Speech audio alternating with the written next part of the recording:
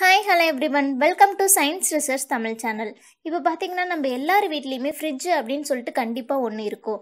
இதில் 1 டோர் வச்ச மாதிரி 2 டோர் வச்ச மாதிரி அப்படின்னு சொல்லிட்டு நிறைய புது புது மாடல்ஸ் இப்போ வந்துருச்சு. ஸ்டார்டிங்கில் இந்த ஃப்ரிட்ஜை எதுக்கு கண்டுபிடிச்சாங்க அப்படின்னு பார்த்தீங்கன்னா மெடிசன்ஸை ஸ்டோர் பண்ணி வைக்கிறதுக்கும் நம்ம சமைக்காத பொருளை ரொம்ப நாள் ஸ்டோர் பண்ணி வைக்கிறதுக்காக தான் ஃபஸ்ட்டு இதை கண்டுபிடிச்சாங்க. பட் இதை நம்ம எப்படி யூஸ் பண்ணுறோம் அப்படின்னு பார்த்தீங்கன்னா எதெல்லாம் நம்ம கையில் கிடைக்குதோ அதெல்லாம் கொண்டு போய் ஃப்ரிட்ஜில் வச்சிடுறோம். அப்படிலாம் வச்சு யூஸ் பண்ணுறது ரொம்பவே தப்பு. சரி, இன்னைக்கு நம்ம பார்க்க போகிறது எதையெல்லாம் ஃப்ரிட்ஜில் வைக்கக்கூடாது, அப்படி வச்சா என்ன ஆகும் அப்படிங்கிறத பற்றி தான் பார்க்க போகிறோம். வாங்க வீடியோஸ்குள்ளே போகலாம். ஃபஸ்ட்டு ஆனியனை ஃப்ரிட்ஜில் வைப்பாங்க. அதுலேயும் ஒரு சிலர் அதை உரிச்சிட்டு அதுக்கப்புறம் அதை ஸ்டோர் பண்ணி வைப்பாங்க. அப்படி வைக்கும்போது அதில் இருக்கக்கூடிய ஃபோலிக் ஆசிட் அண்ட் சிட்ரசன் போன்ற சத்துக்கள் குறைஞ்சிடும். அது மட்டும் இல்லாமல் ஃப்ரிட்ஜில் ஒரு மாதிரி கெட்ட ஸ்மெல் வர ஆரம்பிச்சிடும். ஸோ வெங்காயத்தை வெளியவே வைக்கலாம், அது ஒன்றும் அழுகி போகாது. அதே மாதிரி பூண்டும் ஃப்ரிட்ஜில் வைக்கக்கூடாது. அப்படி ஃப்ரிட்ஜில் வைக்கிறதுனால அதோட டேஸ்ட் மாறுறது மட்டும் இல்லாமல் அந்த பூண்டு ரொம்பவே கெட்டி ஆகிடும்.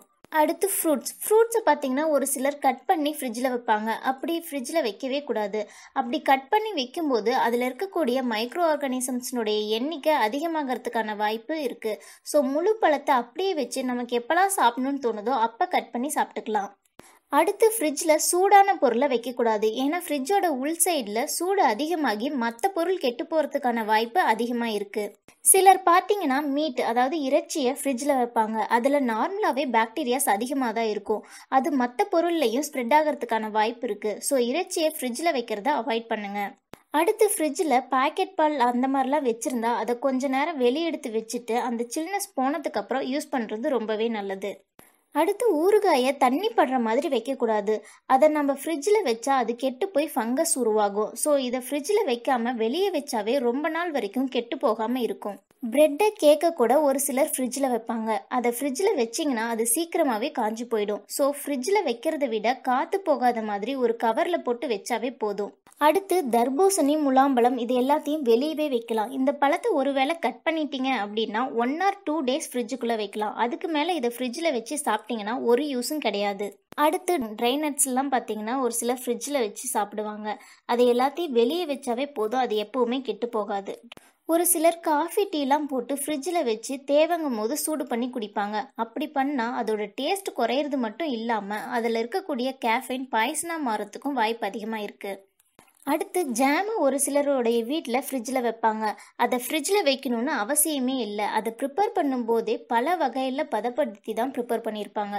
ஸோ அதை ஃப்ரிட்ஜில் வைக்காமல் வெளியே வச்சாவே ரொம்ப நாள் வரைக்கும் கெட்டு போகாமல் இருக்கும்.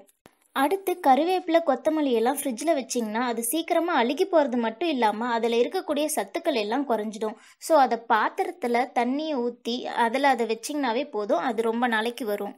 அடுத்து கிழங்கு வகைகள்லாம் ஃப்ரிட்ஜில் வைக்கவே கூடாது. முக்கியமாக பொட்டேட்டோ. அப்படி ஃப்ரிட்ஜில் வச்சு சாப்பிட்டிங்கன்னா அது நமக்கு அலர்ஜியை ஏற்படுத்தும்.